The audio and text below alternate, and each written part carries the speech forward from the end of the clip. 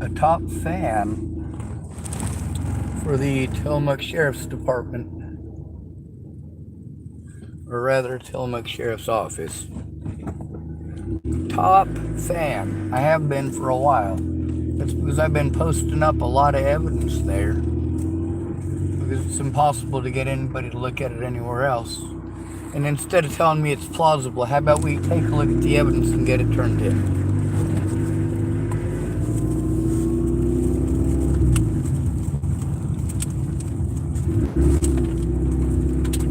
See, the police are not going to investigate any of the crimes against me.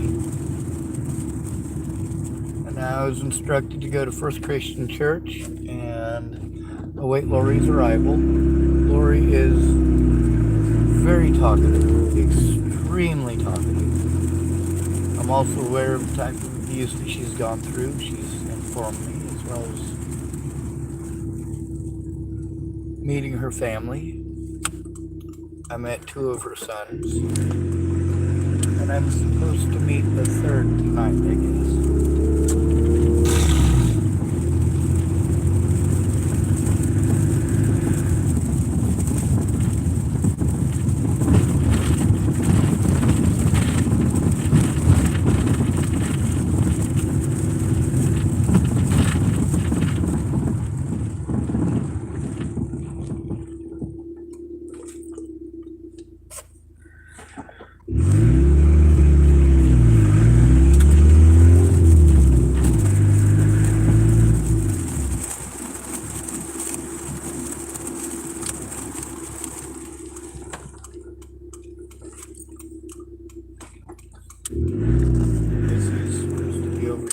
Stairs somewhere. Over by the hillside. Yeah, I don't see him.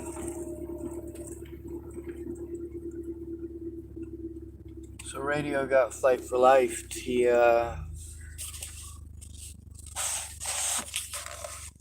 stepped in front of a fucking bus. Or stepped in front of a car, sorry. Right over by the Pioneer Museum, right across from the courthouse. It's because we're not treated like humans out here. The way that he was treated at the hospital after having a medical issue at the Seventh-day Adventist Church.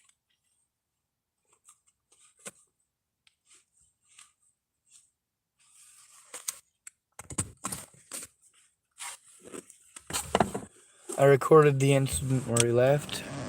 I also spoke with him several times, recording them when he got out of the hospital.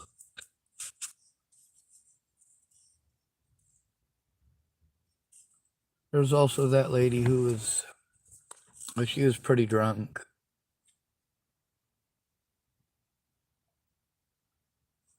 I sat with her for probably half an hour.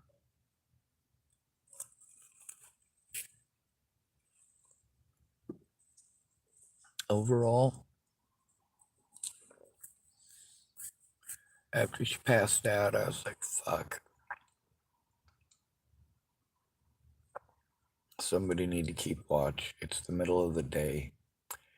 She's passed out, laying on dog food.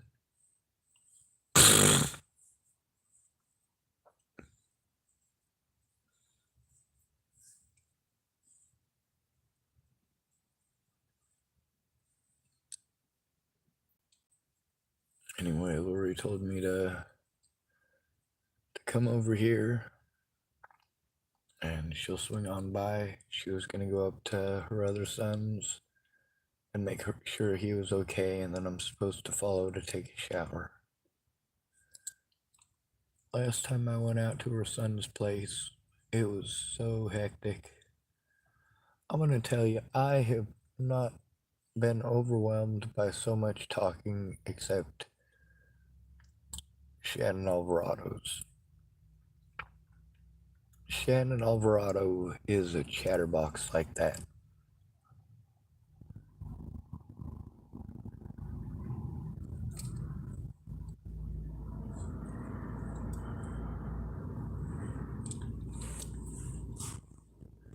Everybody else I know who chatterboxes like that has either only done so once or twice in front of me, right after a severely fucked up situation that they were just going through, or they were twacked out of their goddamn gourd.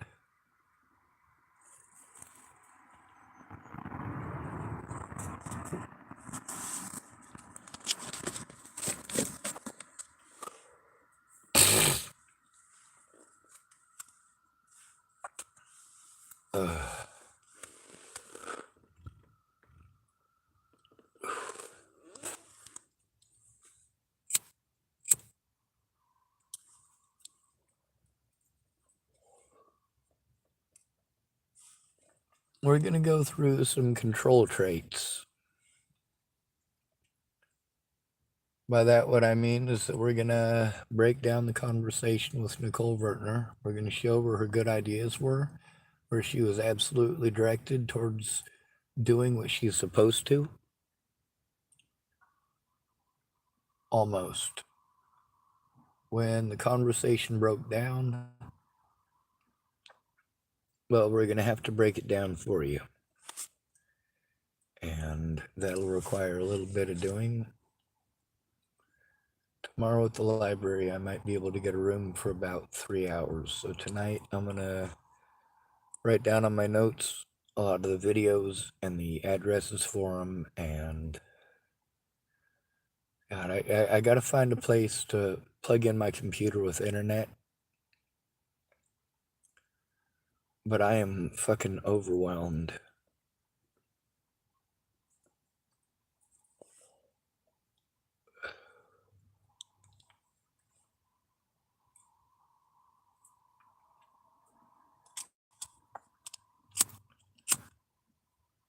I've had to deal with the police over multiple situations with stalkers where the police just pawned me off on mental health, while they also wanted to say, oh, well, you seem cognitive to me. Or there's the one where the Officer Loftman, I believe it was on that particular night, he was trying to tell me how cognitive I seemed and how I seemed like I was reasonable and understood what was going on and wanted to sing my praises for my mental health at that moment, but he wasn't there to bully me. He was there about Tom and Molly.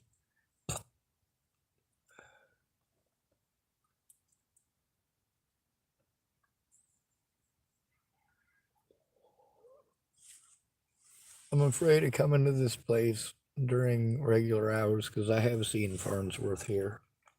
And a lot of people know Farnsworth and they can tell when he's going to be all freaky deaky or when he's gonna be all right. James has known him for years, so has Jason Scudder.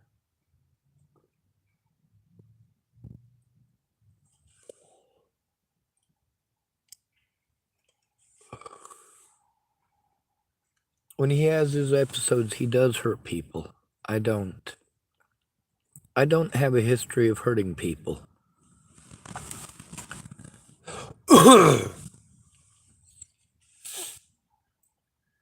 As an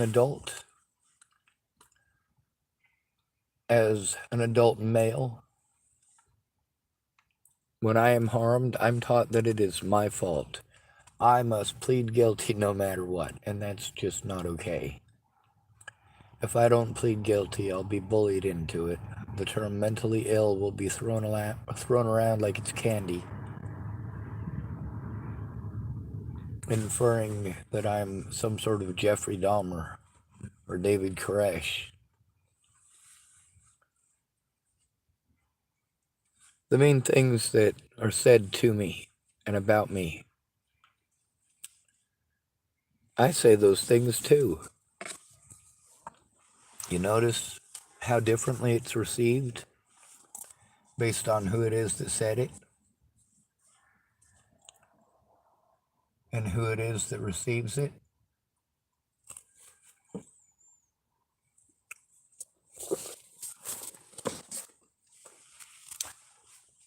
I speak softly and explain nicely, and I'm talked over and treated like it's not a major deal. Being stalked by groups of people is a major deal.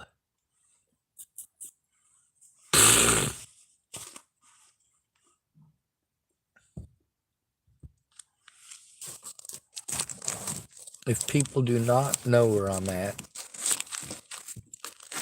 then I end up getting blamed every time somebody fucking dies. And then people start threatening my sister again. They start threatening me again. They start threatening to kill my friends and family again.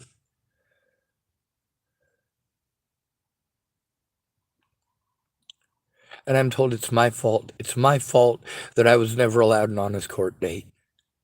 It's my fault I was never allowed to face my accusers. It's my fault that I was slandered in court, slandered on paper,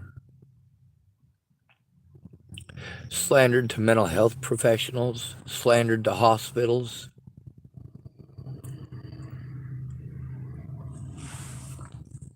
Nicole Peralta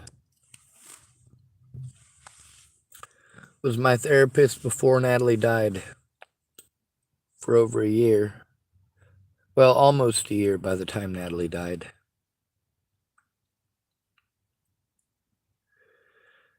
She was also my therapist afterwards with a different caseworker, and this caseworker was Jen Beebe, and she was not listening at all. No matter what, no words entered her head that I said. Thank goodness Nicole Peralta wasn't completely stupid. But the thing is, Nicole Peralta could not keep Jen Beebe on track, and Jen Beebe broke a lot of laws and did a lot of bullying.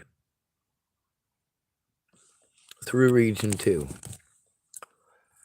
Her immediate supervisor is Neil, and I have both Jen Beebe and Neil recorded when I'm trying to turn in the situation, because Jen Beebe didn't want to do her job. Just like Penny Cooper did not want to do her job.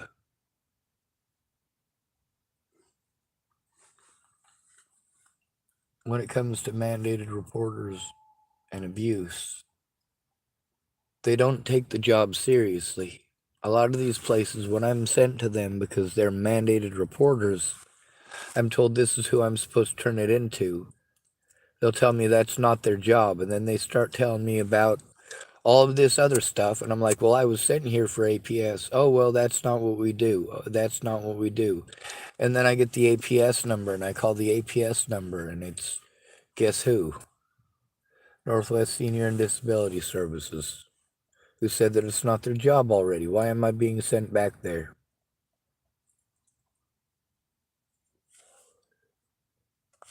Of course, when they tell me it's not their job later on, I get them to admit it is their fucking job. They just didn't want to do it. See, the point here is, it's not whether or not they broke the law. The question is why. And only they can answer the whys of this. The fact that they were busted breaking the law is the part that needs to be turned in.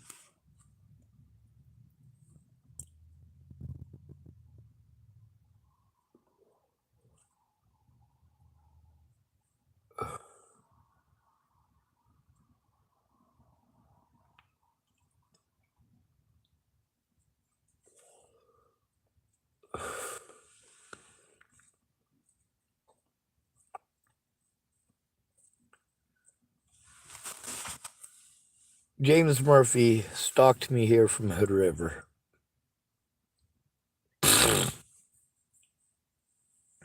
The important thing right now, between now and the 12th, is getting him turned in. However, my safety needs to be guaranteed between now and then, because I'm trying to turn in all of the law enforcement agencies in this county.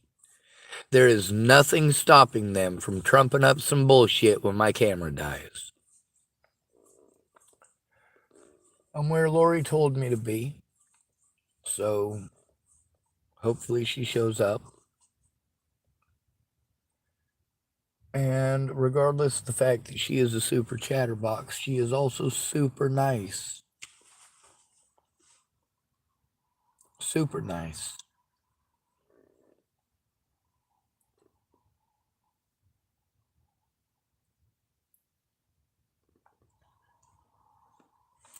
Anyway, she had to go running to see Lucas and grab a backpack and make sure he had a towel. And then she was going to swing by here when she picks up her son, who I don't see. Maybe I should drive around the block just in case, but I don't want somebody thinking I'm creeping on them, you know?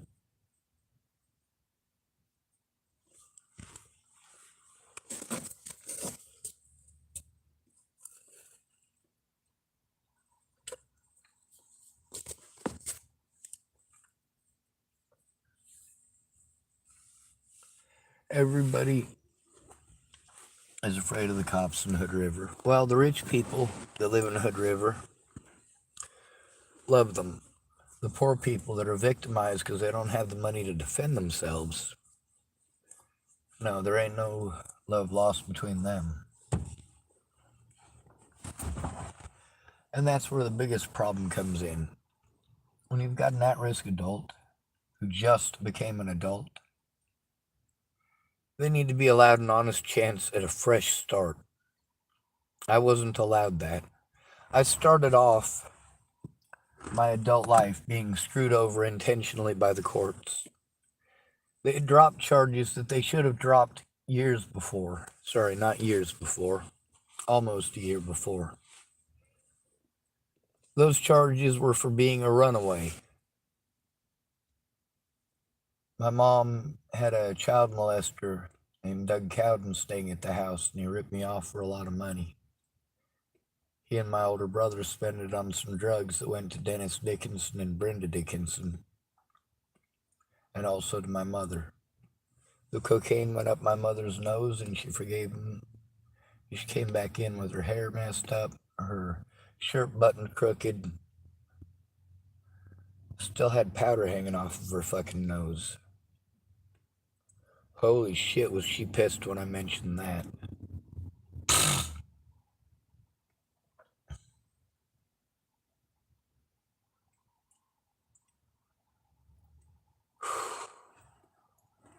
Nobody will care if the cops break the law. Y'all see how easy I am to take advantage of and to victimize. You also see how scatterbrained I am from having 10,000 different directions that I'm being pushed to.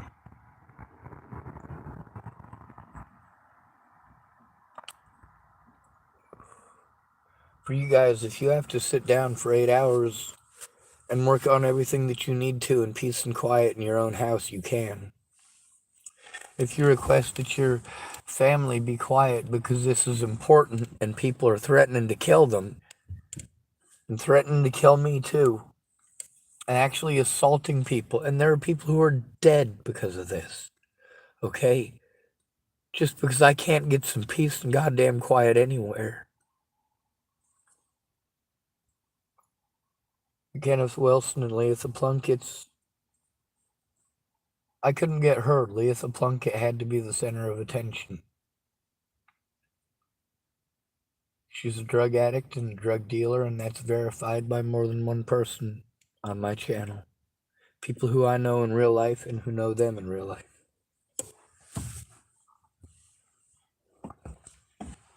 They took advantage of me for a lot of my disability money, and I had nobody to help me with that. People wanted to pretend that because I'm smart, I should be able to figure it out myself.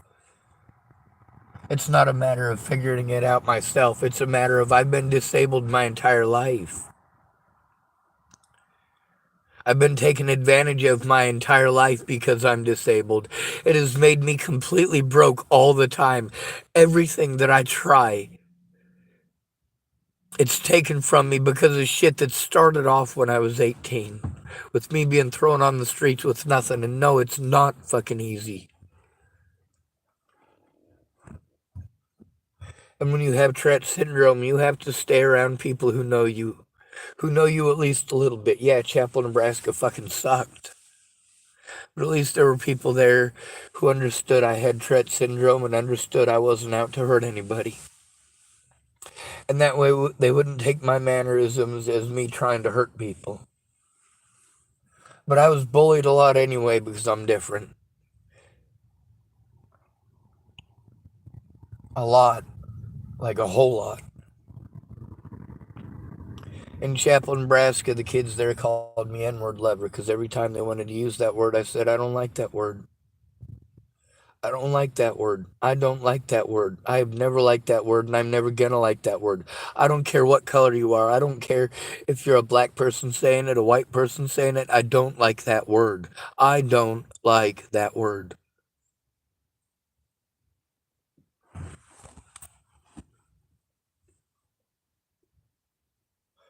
I can't function anymore because of the abuse. Now here it's a lot quieter.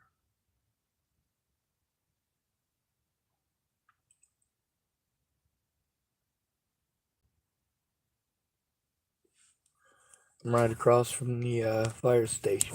I'll show you.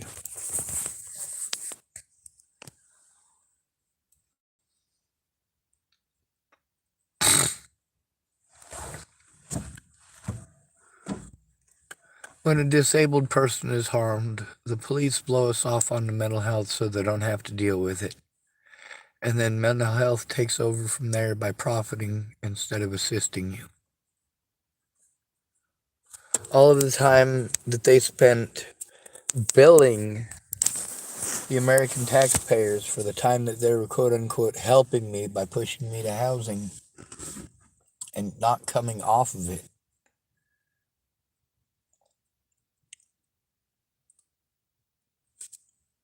The people in this town have showed loud and clear that no matter who harms me, they're just going to let it happen. And that's nationwide. You're just going to let it happen.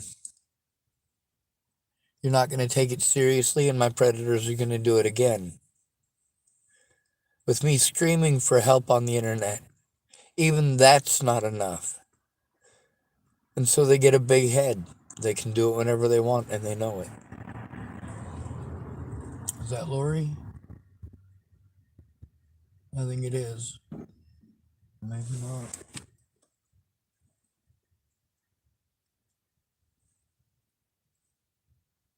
I don't know. She told me to stay here and wait on her, so that's what I'm doing.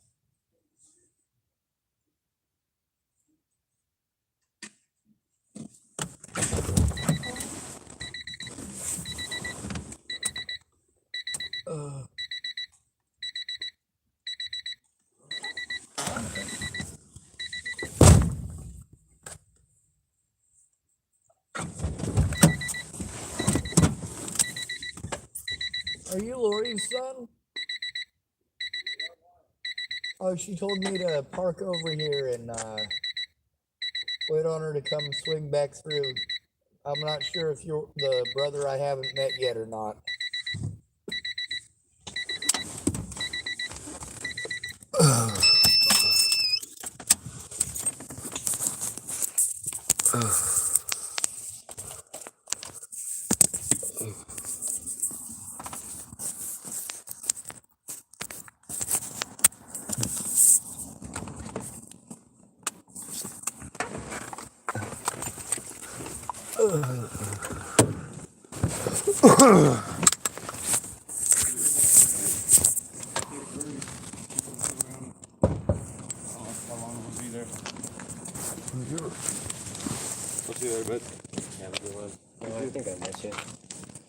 Yeah, I'm the one your brother was calling Jesus. Yeah. Yep. Yeah, that's right.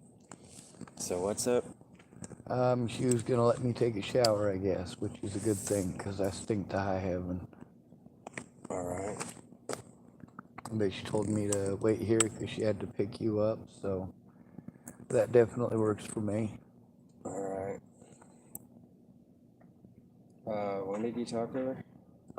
It was about 15 minutes ago, I guess, over at Center Market. She saw me there, pulled over and stopped and let me know. She said you were avoiding a guy from across the street, so you were going to be just chilling on the stairs or something. And come by, and when she swung by to pick you up, I'm supposed to follow. Oh, okay. All right. Yeah. You know, I told him about Jesus, just... Of course, I tell people I'm not a lot of things, and they still roll with it, so I'm used to it. It's a lot nicer than most of the names people call me. Right. Although it's funny, 10 years ago, I had to tell people I wasn't Jesus a lot too. Boulder, Colorado. People like, man, you're a lot like Jesus. I'm like, oh no, I'm not anything like Jesus. I don't know if he's still. I don't know if he's still around. He used to be that fucking nosy ass fucking dude that lives somewhere over there. I don't know if he still does or not. I haven't come around a whole lot lately, but he used to. Yeah.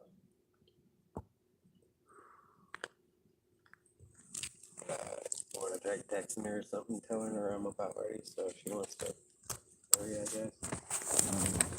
And she said she was gonna go check on a backpack and give Luke a towel, I think is what she said. She's been taking forever to do everything today. She's put me way behind schedule, and I've been fucking waiting on her hand and foot and taking care of her dogs all fucking day. I only have her number and one phone. 1 second, I have it inside of here. I take yours is out of service. Alright, I'll see if I can hook up my Wi-Fi and let you use it. I don't think my plan allows a Wi-Fi hotspot this month, but it might.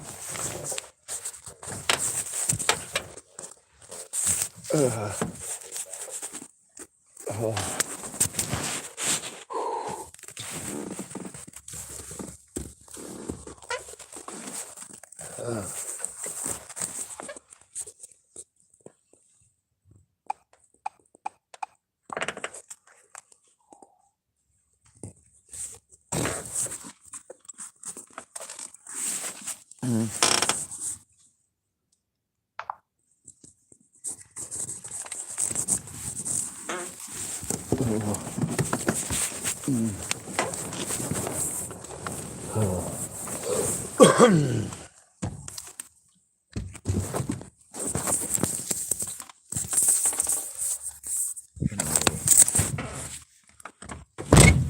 Y'all are probably gonna like Lori. She is super sweet. Hopefully tonight she's not too overwhelmed. It makes it easier to understand what she's saying. She'll probably say things about 5 or 6 times in a row. Cause she's trying to be nice, you know. You know what's that book called? The Good Hostess Handbook or something like that. And she goes through the list of, you know, how you're supposed to be a good hostess and make sure that, you know, everything on the list is covered. And it's very much an older style of doing things that a lot of people don't even recognize anymore. They're like, you know, that just seems weird. And me, I'm like, wow. She was apparently around people who required etiquette because she does follow the checklist pretty good. You need anything, need any food, need any water, you know? I mean, it's just one of those things, you know? Some people are just super nice. I used to be super nice, but now I have to be good, which requires sometimes not being nice. Sometimes not being loyal because the person is neither honorable nor loyal.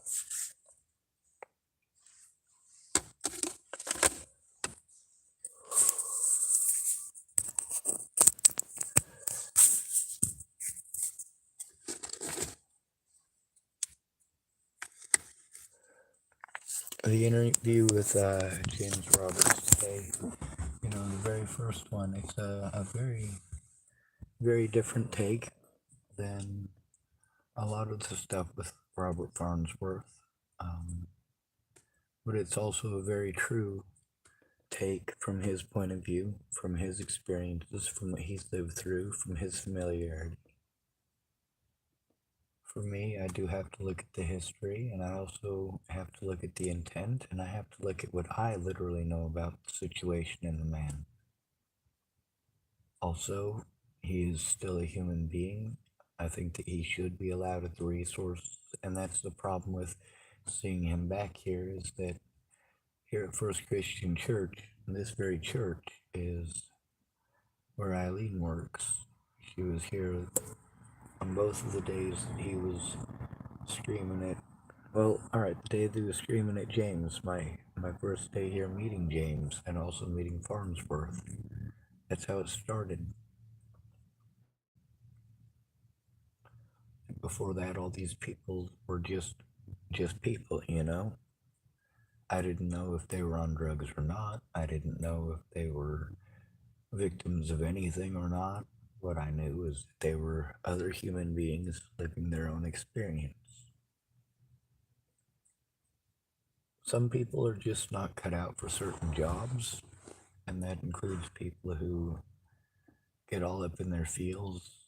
And you get to hear with a lot of the people I try to report this stuff to, how they start getting angry and irate that they don't get to dictate what I'm allowed to say and what I'm not. If they don't allow me to connect the dots, then they get to play stupid like they didn't understand. What they try to do is talk over me, and the point of that is to prevent me from telling details, to prevent me from spelling it out for them like they're infants. Because I'm very good at that. And the less stressed out I am, the better I am at it.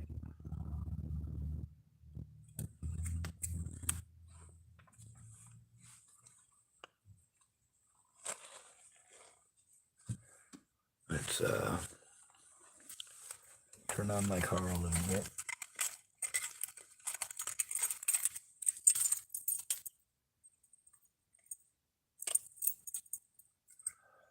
I'll get to take a shower, hopefully. And although I'll have to change into my same dirty clothes, at least I'll have gotten to take a shower. It's been several months since I got to take a shower.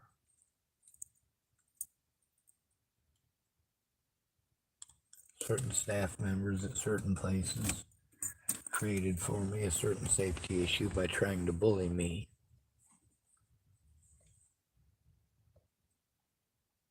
To try to bully me when I'm especially vulnerable. And to play stupid. When people play stupid, that's the precursor to them playing victim.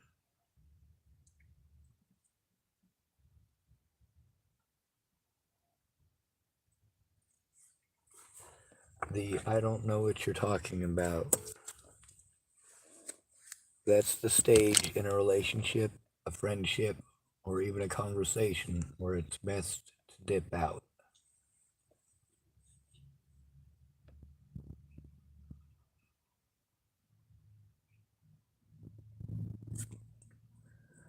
I have to go through every one of my videos and find which officer said what,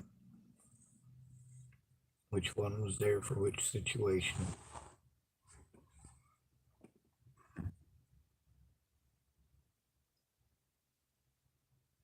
There's a place where I can sit down with my evidence,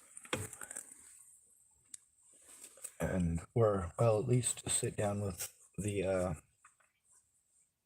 at this point, just with a piece of paper, a pencil, and some peace and fucking quiet. Right now I've got the peace and quiet, but it's pretty dark. And of course, the clutter in my environment and the confined area of it. But it's mine, which makes it, well, I would say safe, except that I'm stuck in public and it's illegal to exist in public like this. It's illegal. Every aspect of being homeless is illegal. It's something that police often prey on. The thing with me having a YouTube channel, being so loud, it kind of prevents my predators from doing the things that they want to do.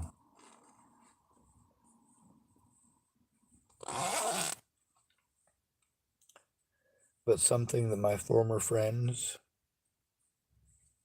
my current friends, and my predators can all agree on, we can all agree on, is that much like with Mr. Farnsworth, something needs to be done with me.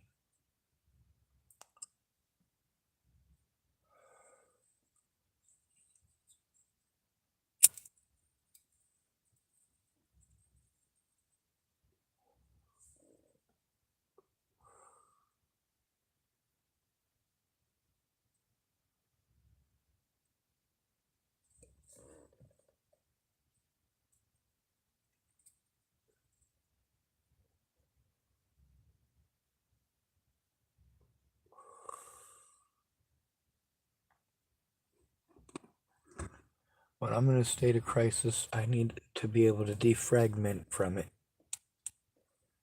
And people's version of defragmenting is harmful. They grossly reinterpret it into the most harmful environment. The fact that they think that's okay just sucks.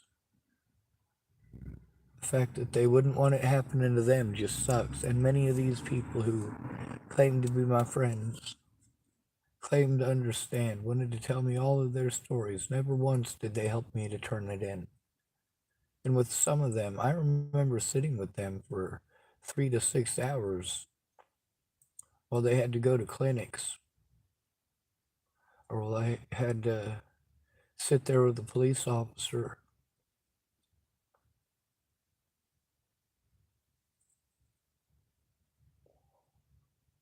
There was one rape victim that I went in with. I sat for about 6 hours.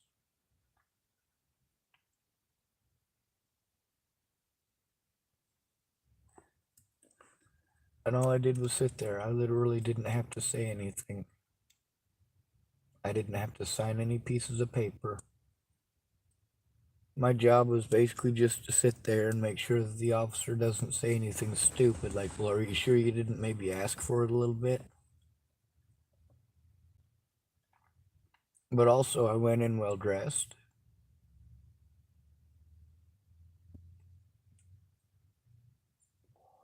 I went in speaking professionally, and I went in shoving my own shit on the back burner.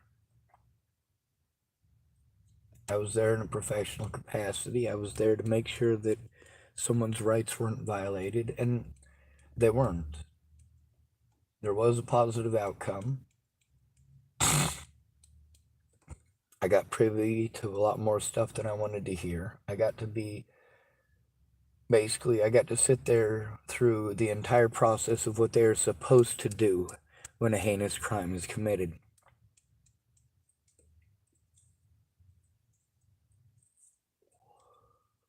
Any crime committed against a child, an adult 65 or older, or a disabled person in an at-risk situation is advanced. Anything that's civil becomes criminal. Anything that's a misdemeanor becomes a felony. And the stakes are a lot fucking higher. That's when they go to their friends, their coworkers, to do little favors. Just a little bit of a clerical error. Just a couple of lies here and there. And then, of course,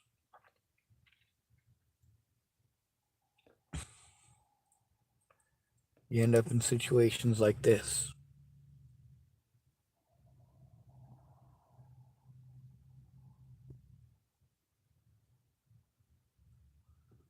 You don't give a woman what she wants right when she wants it, you might end up homeless. If people don't like your mannerisms because you're autistic and have Tourette syndrome, there is nothing to stop systemic abuse from destroying your entire life, or one little rumor destroying your entire life.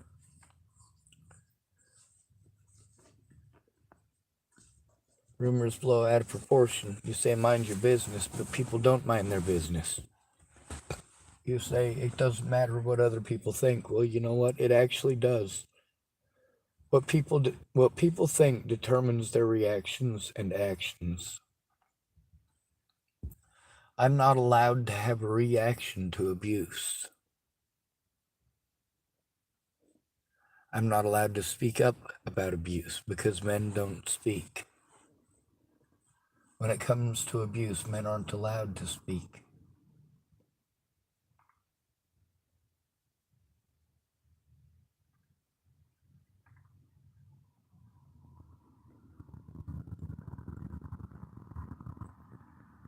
A man is supposed to be stoic about abuse. He's supposed to shut up and take it in silence.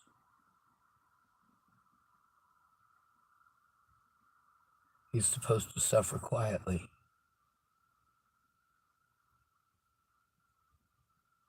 He's supposed to not show emotion under any circumstance unless a woman tells him to. And then we're supposed to read her mind on what we're supposed to do. When a woman is saying that she's being abused, we're supposed to drop everything at a moment's notice. We all know what to do when a woman is abused. And we all play stupid when it comes to a man. Okay, maybe not all of us. I have people who accuse me of being racist against black people because I call BLM a racist hate group. But you also get to see that I've taken hell in a lot of different places. Chapel, Nebraska to Tillamook, Oregon. Where my name is the N-word.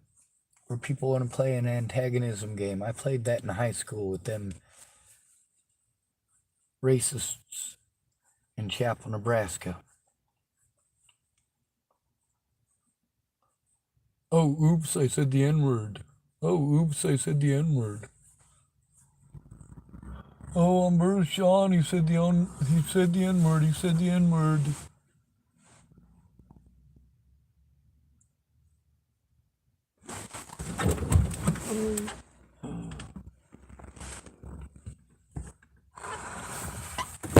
Oh. I need to turn on my car, I guess. Make sure that I keep a charge. Oh, down to 2%. Well, this isn't gonna last, is it?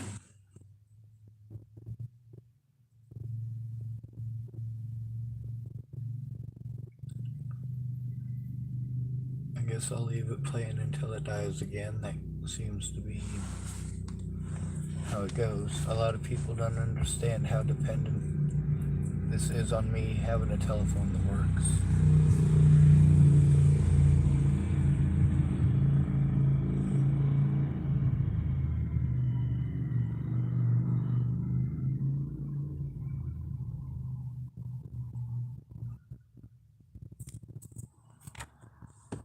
The situation that I'm in as an at-risk adult who can't take care of himself does need to be taken into account, as well as the reasons for me being in the situation that I'm in.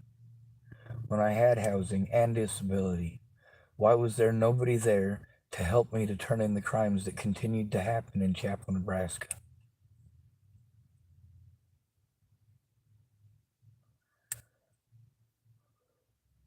Why was I being forced to jump through hoops in Colorado for crimes that I didn't commit?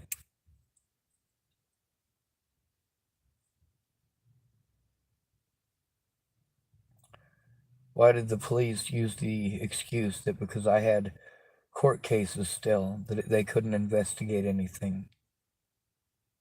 Or tell witnesses that they couldn't make a report of abuse against an at-risk adult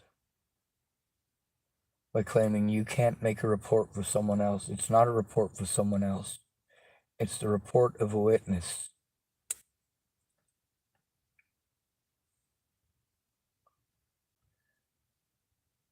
And those witnesses never bothered to help me to turn it in, wanted to procrastinate still. No matter what, they wouldn't help me turn it in.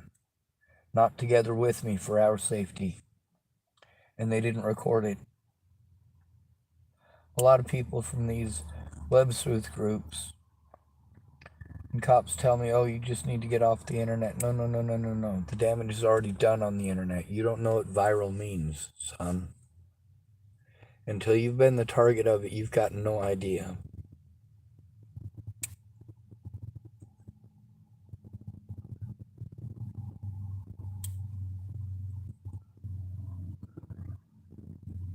Them youngins holding their own little KKK rally the other night. That's not okay. I'm gonna try sending something to Nicole Vertner so that she can hear the little mini KKK rallies that they had.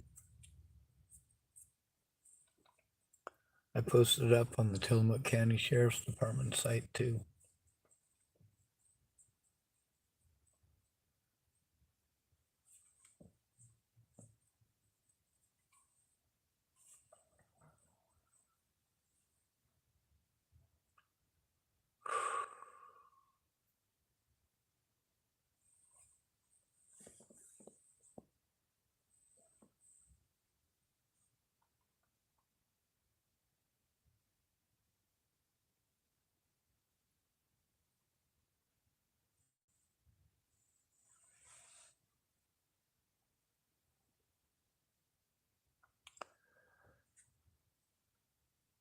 People kept trying to pull the wool over my eyes by lying to me and inferring that things happened that didn't. Some of these officers later on wanted to outright call me a liar. The thing is, I have the evidence and I saved the evidence just because these officers wouldn't allow me a place to work. They would absolutely allow my predators all the time in the world to do that stuff. Their friends and family actually helped them to do that stuff. The very friends and family that have taken part in gaslighting me and then playing victim. And that's not okay.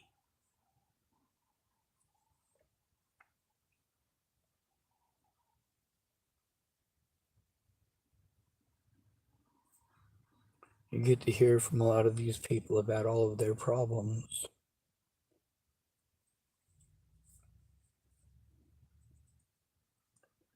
But you know, very, very few of these people are bad people.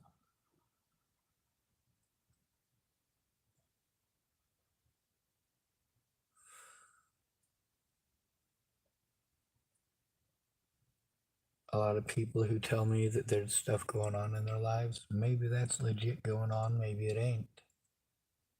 I can verify it if I'm there, but I'm not going to believe you if you're not going to come forward and tell the police. If that's your excuse for not coming forward and keeping your word, then be true to that. Tell the police that I tried and that you couldn't because your grandma died. Admit to the police that you promised to help me, but you didn't because you were sick. Don't tell me those things and then still promise you're going to help, you're going to help, you're going to help, and procrastinate and waste time.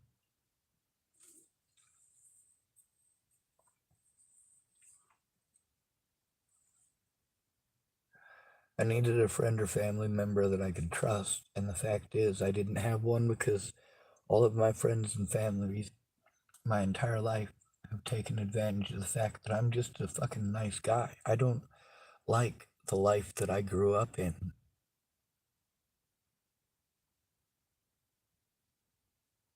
I don't like being raped. I don't like being beaten up for the color of my skin, and I don't want either of those things for others. I don't want people to have to live with their predators. I don't want victims of rape having to be on the streets with their rapist, forced to go and eat at the places where their rapist goes to eat, forced to go to services where their rapist goes to services.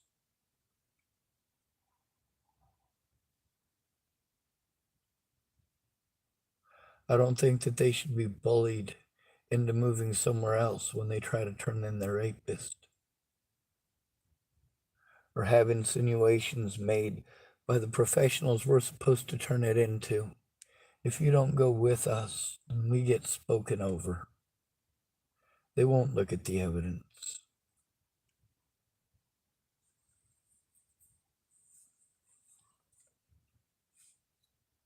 These people don't understand that there is a one-stop shop because all of these people worked together and exploited my disabilities. All of them, every one of them. From Nicole Vertner at the Seventh-day Adventist Church, as well as being a business director at the Seventh-day Adventist Hospital here in Tillamook, where I was assaulted on January 28th of this year. Why didn't I turn it in right away? Because I was afraid to. Because Mike McKinster was bullying me. Because he was angry. Because his reputation was somehow tarnished. Sure, he took me to the hospital and then he left. He sat there while I was bullied by Dr. Stephanides. Well, he pretended like because I was able to get myself onto the table somehow, that magically meant that I wasn't disabled. And then he pretended because my reflexes worked, I wasn't disabled, which is just stupid.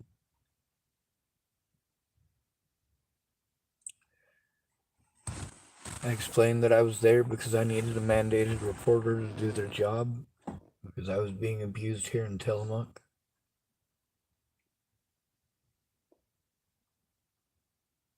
The people were harming me.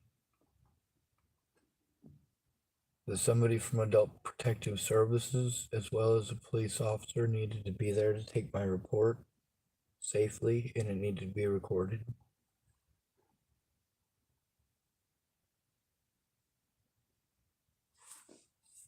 Dr. Stephanides, the thing that he was the meanest about. So I got damage in part of my back and damage in another part of my back. And the pain that's across my back is because of the damage at different portions.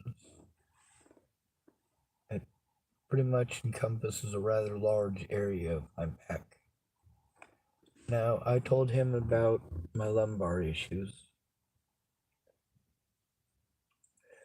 And there's also the stuff that's documented about my thoracic issues. And the thoracic part is the part that there's that wedge. And that's where he touched it. And that's where it's super sensitive.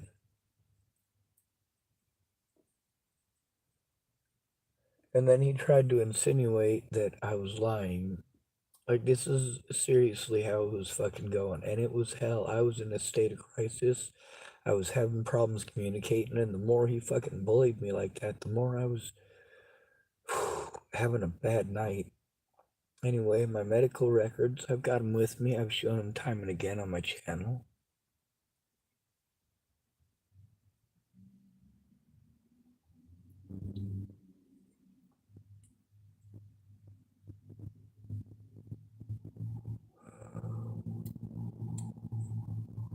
I had to stay with noisy alcoholics and druggies that hurt people.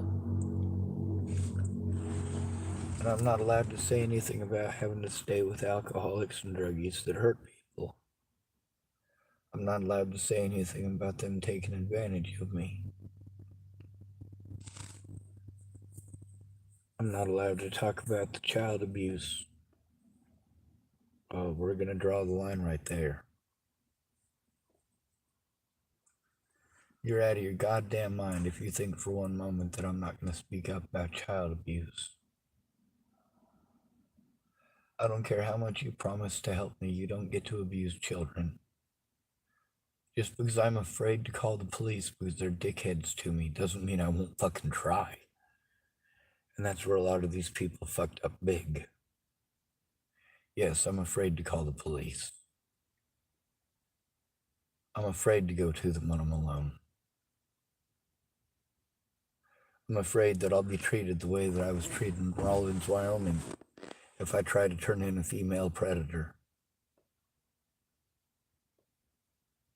Yes, I'm afraid, but you notice that even though that female predator had been a friend of mine for over 20 years, she established dominion over those children because she's the adult. She established dominion over me because it's her place, and Amy Kalina Kingery put her in charge of those children. But then it kept on being thrown in my face that basically I'm the only sober adult, so I'm the only one capable of making positive decisions.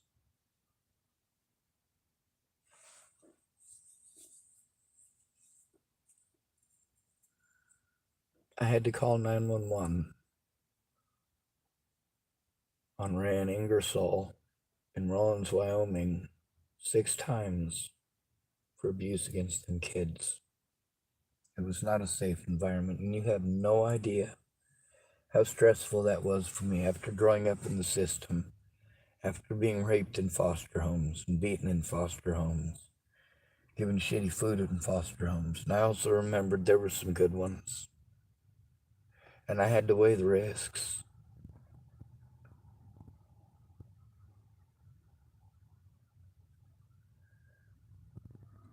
I told Amy Kalina Kingery's kids that I would do whatever it took to get them safe, and I meant it.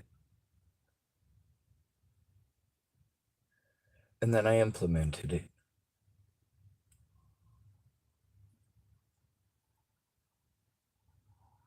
Step 1, call the cops anonymously.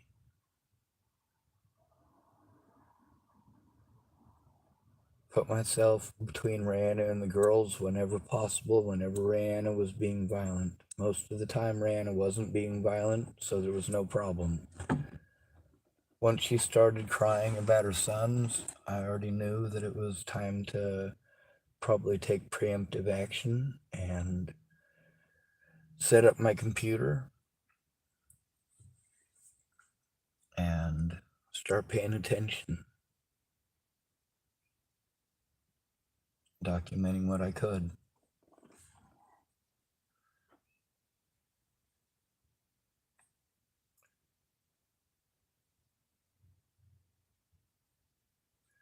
So the first time the cops came over, somebody else had made an anonymous call saying that those girls were not being fed. Nobody was going to look at those 2 girls and believe for one fucking moment they weren't being fed. That means somebody else was calling them in. Not once, not twice, but 3 times. I called 3 times anonymously myself. I also called 3 times from my phone on YouTube to guarantee that they listened this time. I couldn't just let Rihanna keep hitting those kids.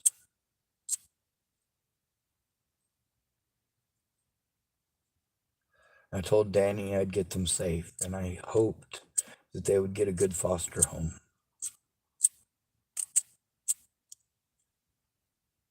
And a long-term foster home.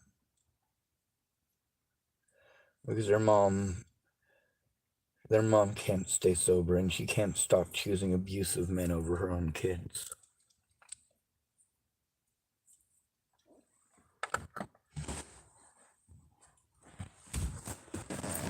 When you're called mentally ill, and you're trying to turn in police, you want to use that mentally ill tag to deny you your rights and pretend like whatever's happened to you is not a major deal. It's no big deal at all.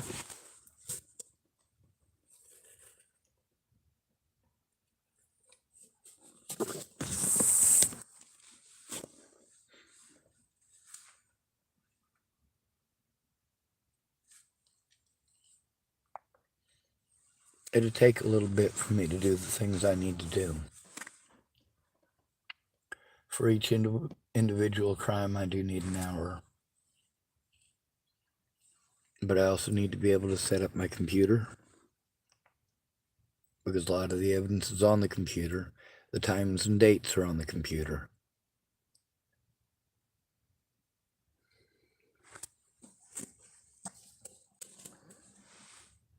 He's stalking me because he was lied to by the police in Hood River.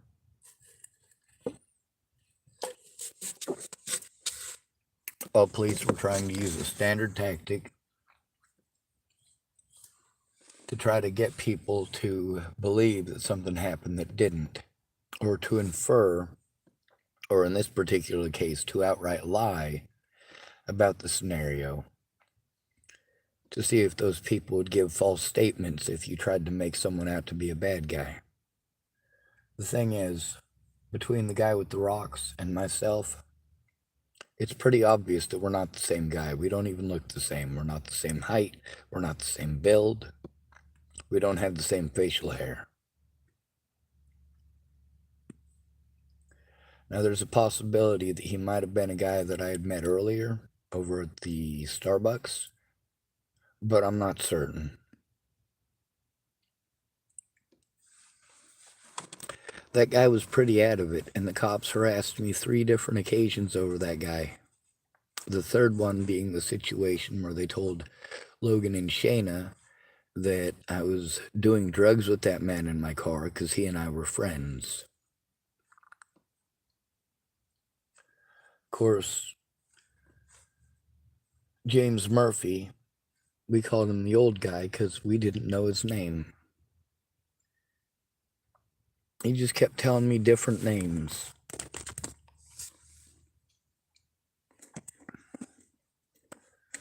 At one point, he told me that his real name was something, and it's recorded on my audio recordings, but it takes literally hours to download one of those to the internet so that I can send it out to where it needs to go.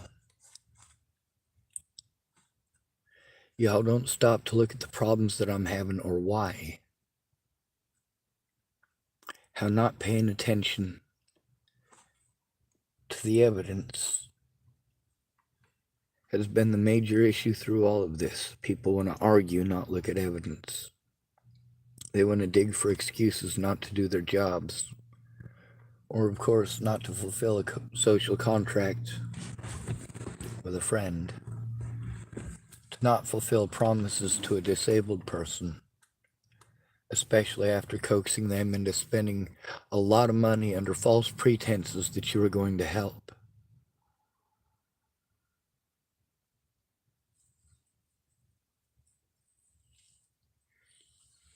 This guy who stalked me here from Hood River,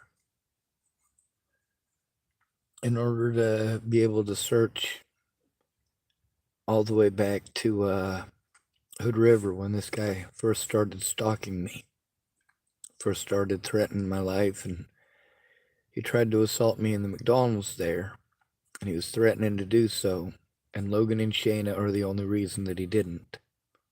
They told him that I was the wrong guy. I wasn't the guy who placed rocks on their vehicles.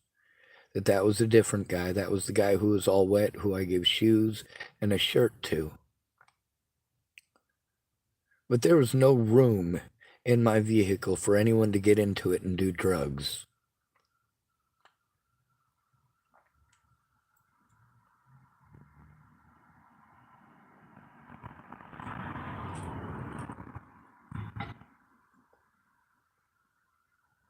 I was lied to repeatedly about the body camera thing there, and multiple situations happened there where I needed access to those body cameras to show the bullying and the hazing by those officers.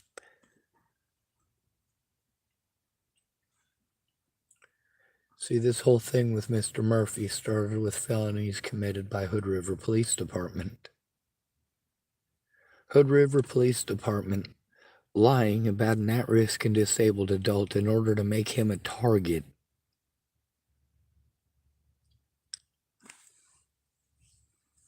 That's not okay. Them knowingly, willingly, and intentionally lying to people like Logan and Shayna and James Murphy. That's resulted in James Murphy being here in Tillamook, following me here to Tillamook. Well, the police want to say that somehow magically it's my fault because I record publicly and live. When I explain to them that, hey, there's a lot of people who are dead, and every time one of my friends or family members or one of my predators ends up dead, I end up getting blamed for killing them, no matter how many thousands of miles away I am. And then there's local predators that I have to worry about.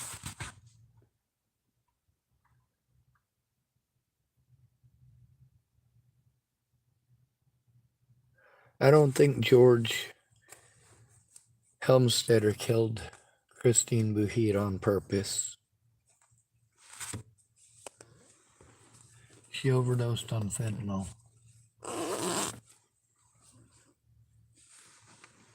He was with her body for hours.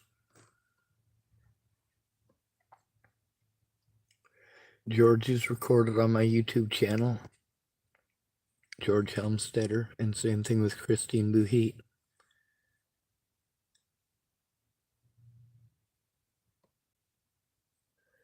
Since Christine Buhit is dead, the only place that you can hear her voice is on this channel. Since Rayanne Ingersoll is dead, the only way that you can hear her voice is on this channel.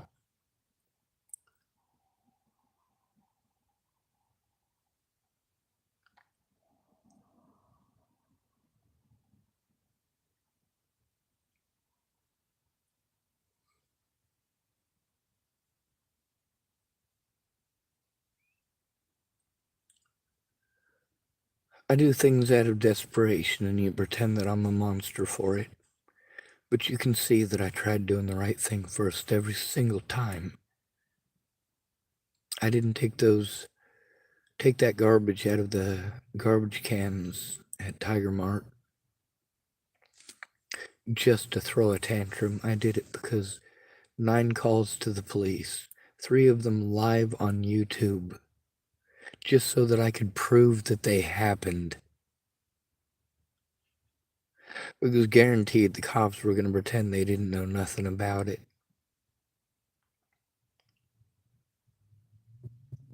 I don't know.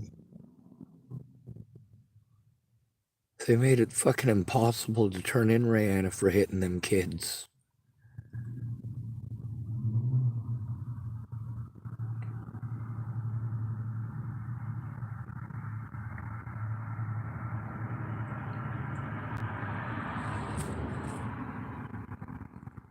Well, there's a sheriff going by. Used to them predators, ain't we? So why do I keep posting stuff up on their website?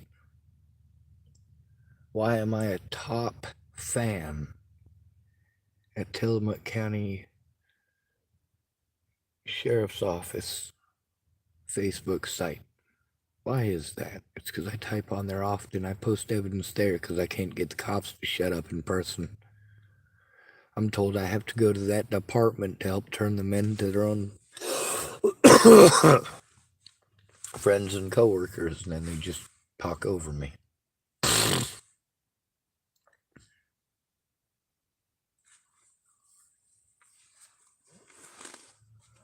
Obviously, I don't have anyone to talk to at the moment. Still waiting for Lori to show up. Like I said, she is really super sweet.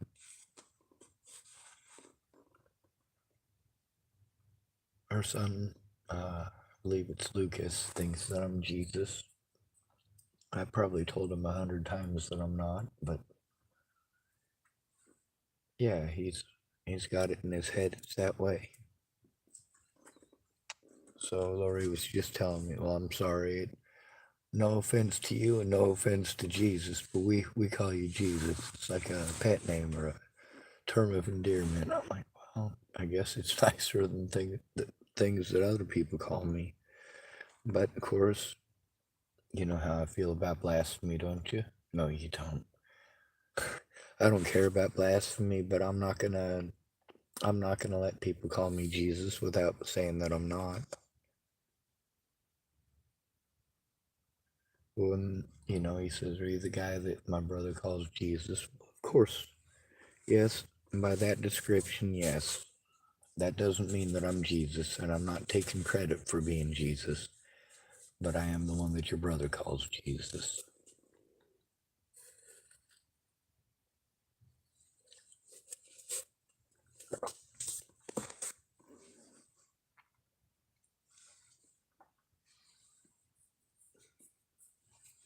I'm amazed this thing hasn't died yet. Oh wow, it's at 12% now. Way cool.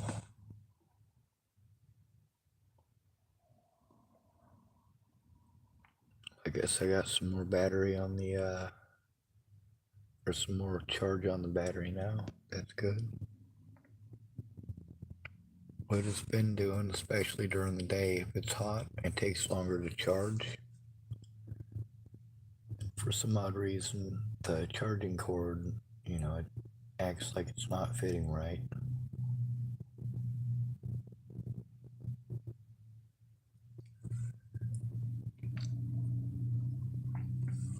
I've spent all of my disability money running through hoops and paying people to take advantage of me, begging people to listen, wasting my time on people who promise to help. But that listening part, that's the part that really gets everybody. You can tell how much they care based on their willingness to listen.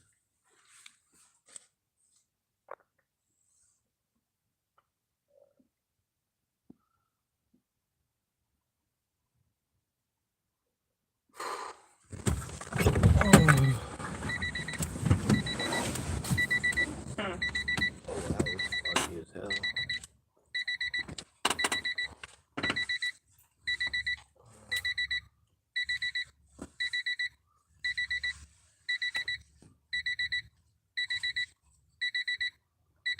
There's zero fog on that right now, but there's a bunch of fog down the street.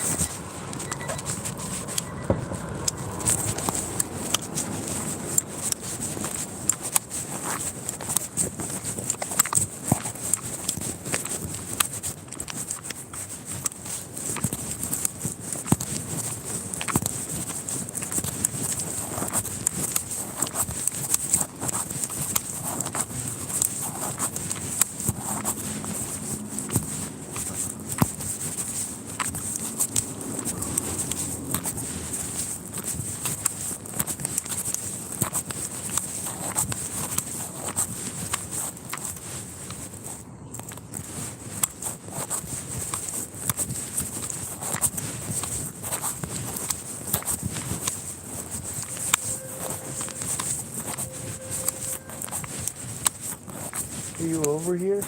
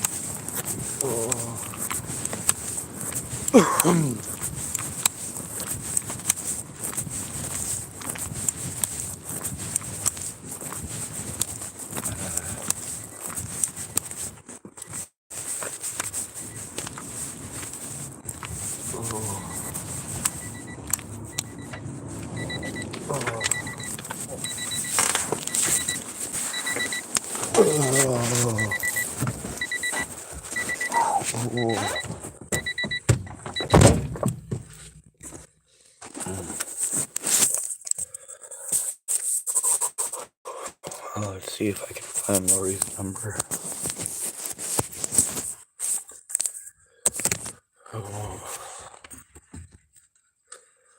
I'm pretty sure I have it in here somewhere. You can see how Jim's number was obviously an issue. I told him I could play it back for him.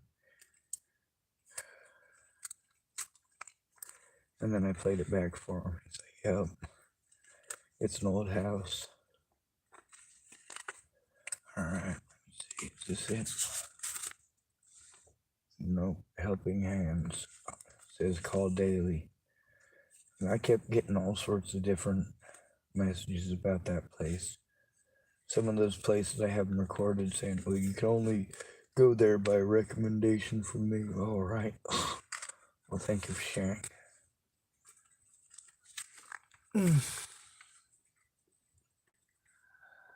I got a lot of anxiety, obviously. The promised shower, that would be so wonderful. It's taken a while to get there, and it's eaten up some time to wait for that. I'm trying not to have anxiety about that, and I'm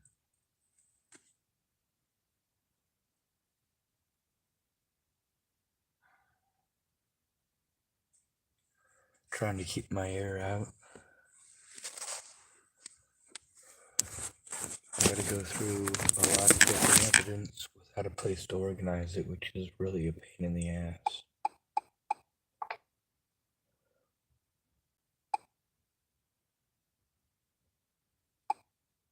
Obviously.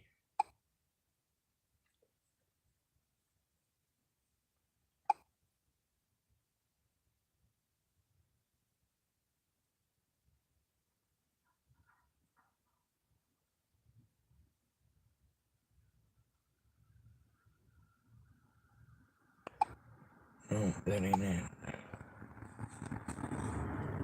Oh, that's a sheriff. No lorry yet.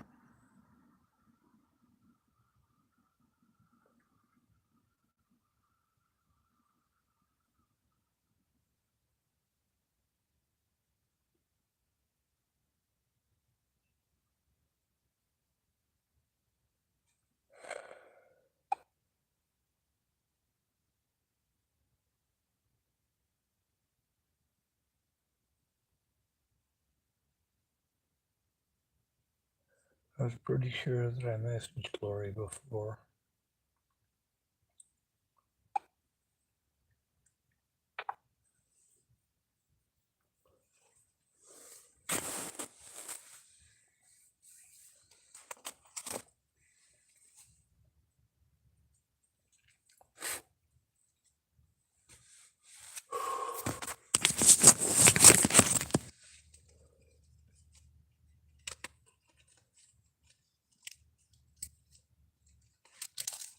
Now, the first part of the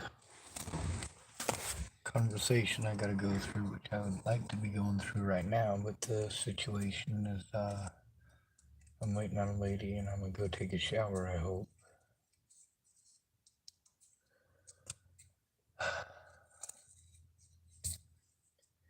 It's a lot of hurry up and wait, and she's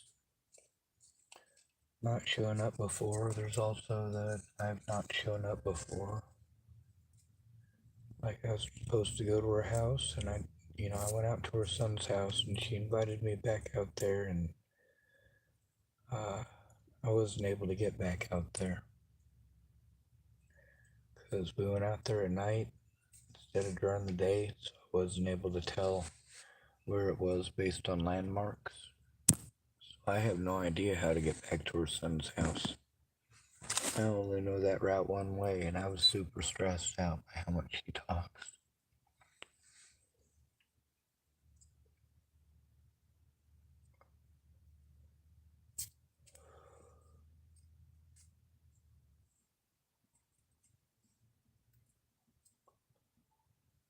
People expect me to be stoic because of my gender. Because of my gender, my disabilities should not stand in my way or hinder me in any way, shape, or form. Apparently. But in reality, it doesn't work that way. In reality, men get PTSD. In reality, losing a loved one is a harmful thing. In reality, when I lost my loved ones, people didn't give two shits. But when they lost their loved ones, they expected me to understand. People wanted to compare losing their grandma to me being abused over Natalie, and that's not the same thing.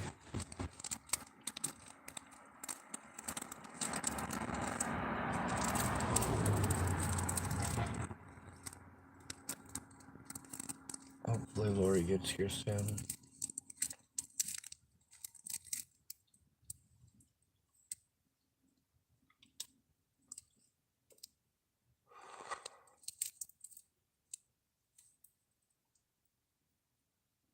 I'm where she's said to be. I met her son, verified that he exists. He thinks we met once before, and he might be right.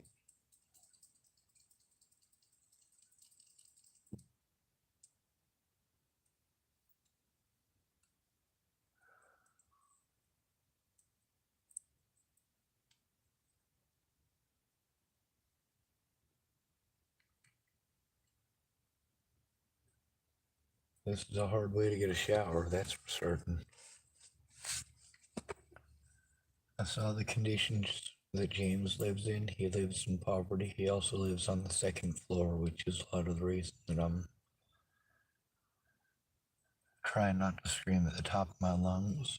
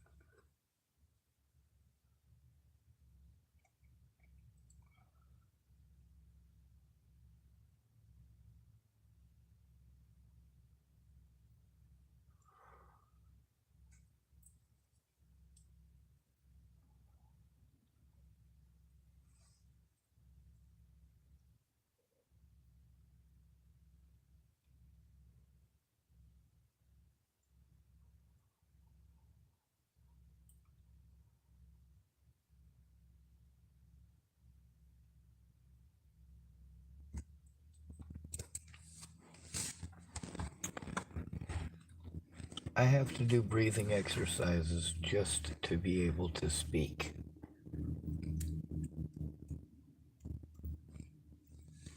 I don't know how many of you are even capable of understanding such a thing, but I have a severe stutter.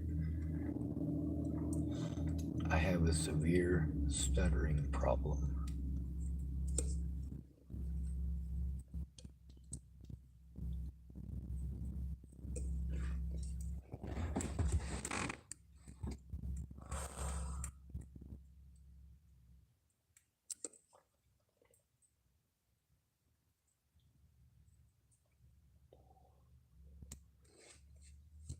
I suppose I should probably give a little bit of a review of the situation with Jim's interviews.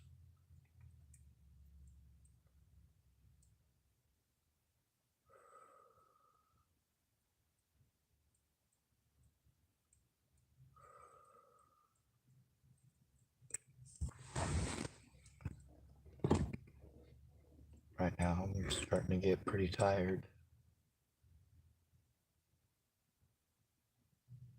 Before too long, I'd almost rather go to sleep than go take a shower, but I really need a shower.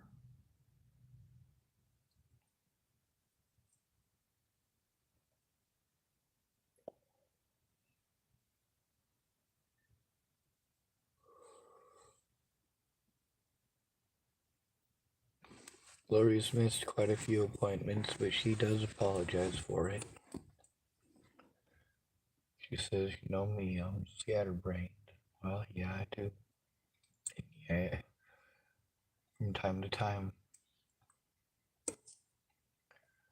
When you're overwhelmed and you're sent in a whole bunch of different directions, it sucks.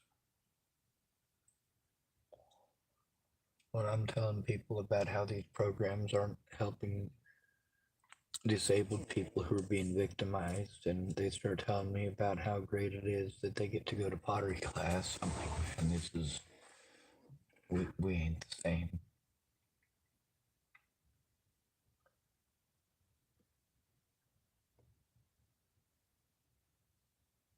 At least it was a possibility of a safe place, because here's one thing that I know. Lori's not going to try to hurt me. She's not interested in hurting me.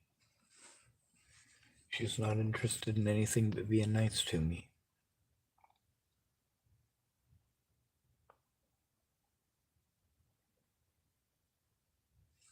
This is one of the things about not having friends and family and being dependent on street people and a bunch of poor people with mental issues of their own. This is not the group of people that we should be being sent to. The term mentally ill should not be used to discredit victims and deny them the right to make a report appropriately.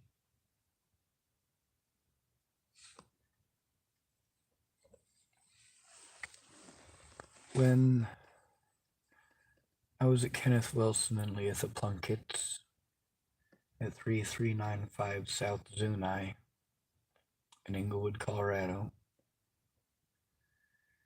I was staying there because Nicole Peralta said that I needed to go to the services along the Front Range. And the same thing with the cops in Dole County telling me that I needed to go to the Front Range. As if moving to Colorado was feasible, since I had low income in Nebraska. Why were they sending me to Colorado? Why did I have to travel to Colorado to turn in people who were committing crimes against me in Virginia? From Virginia. Why did I have to travel to services along the Front Range in order to turn in stalking by Natalie and her friends and family?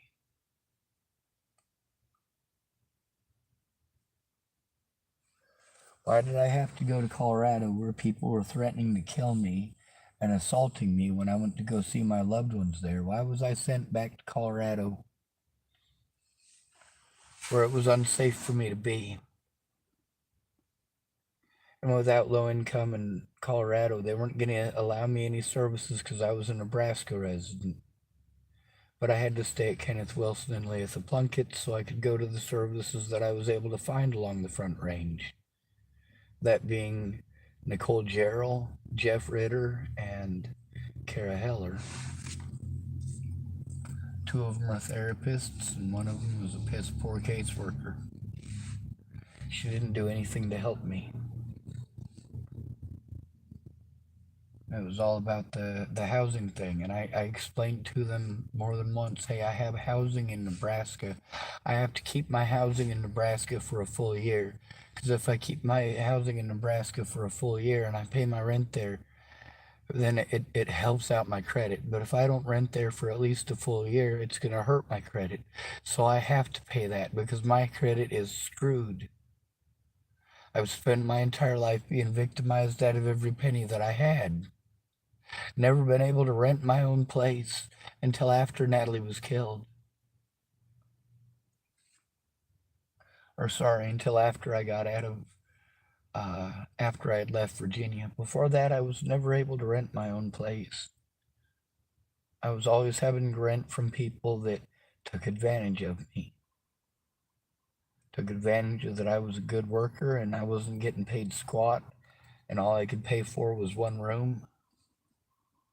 And even that room, in all those places, I was stuck in public. When they wanted to have a party, I didn't get to have a say-so. It wasn't my name on the list, or not my name on the bills.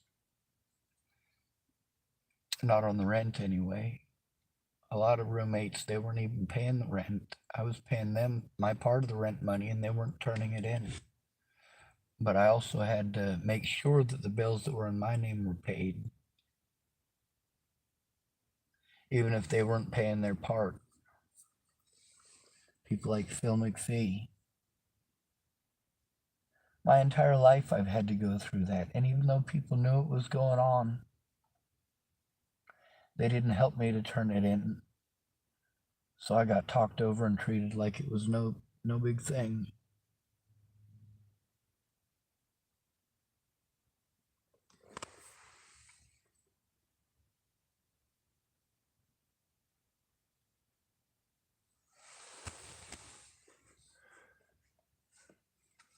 I've been here an hour and a half. I saw her an hour and a half ago. She told me to come park here, and she had to swing by here and pick up her son anyway, so if I'm parked here, then when she swings by and picks him up, I can follow him. And I don't know where her son is. Let's see what this is charged at now. 19%. That's good. But again, it's hurry up and wait for somebody who's got some pretty severe mental illnesses of their own. And at that term, it's pretty insulting. She's got her own diagnoses, and I'm pretty sure PTSD is one of them. Fact is, the mentally ill term is used to hurt victims. You get to see how it's used both ways, isn't it? How if they don't like you, mentally ill is an excuse not to do anything. If they do like you, mentally ill is an excuse for you to harm people.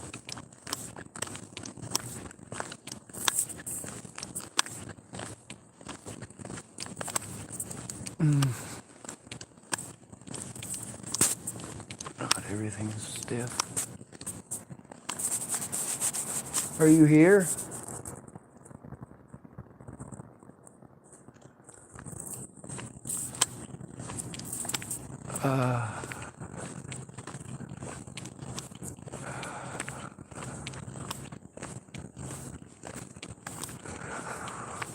Hurry up and wait and hurry up and wait.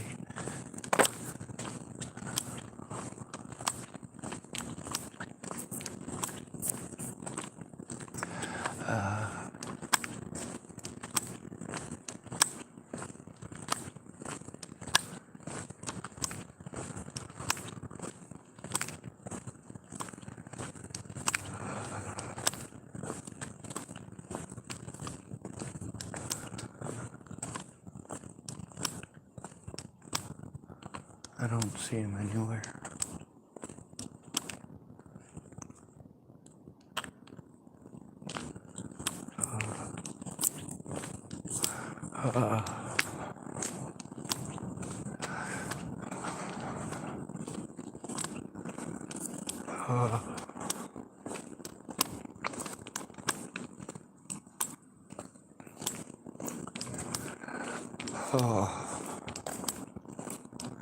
Our sheriff drove by again.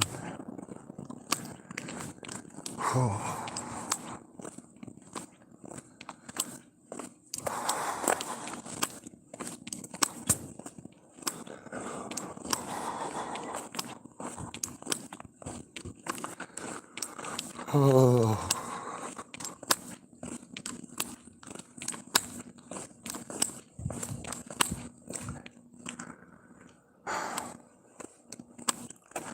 Oh, now the fog is really rolling in.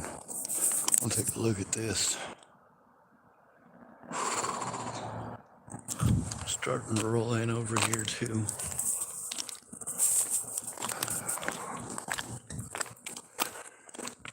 Oh.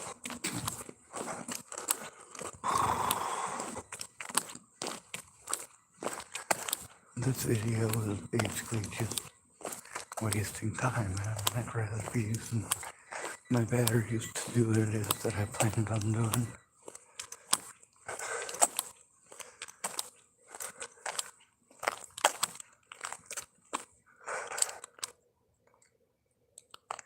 At least it's something I'm used to. At least I'm used to being let down. I'm used to it. I'm used to it.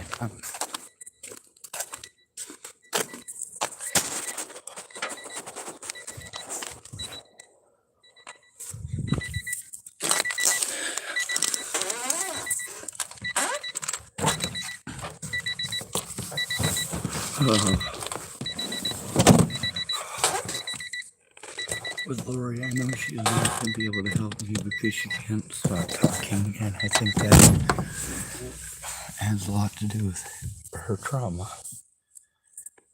But regardless of my opinions of why, it's a fact and a reality.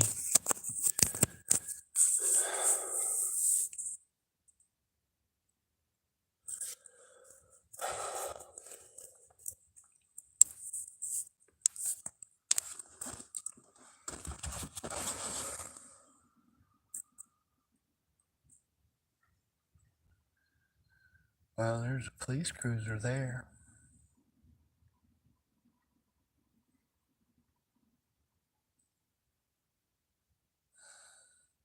They're really making their presence known in this area tonight.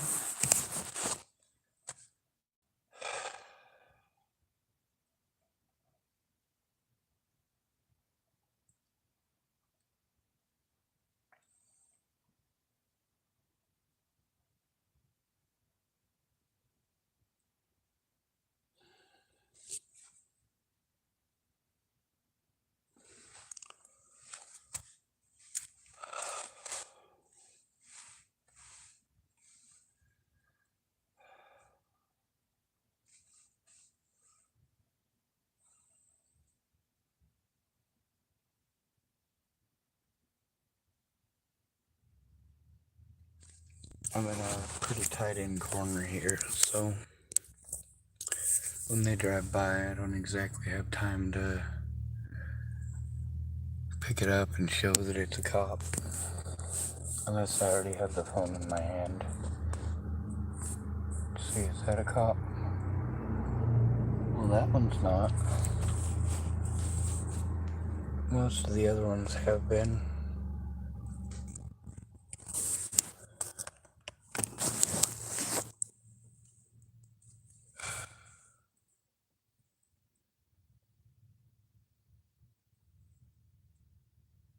Hurry up and wait, hurry up and wait. Something as simple as a shower, right?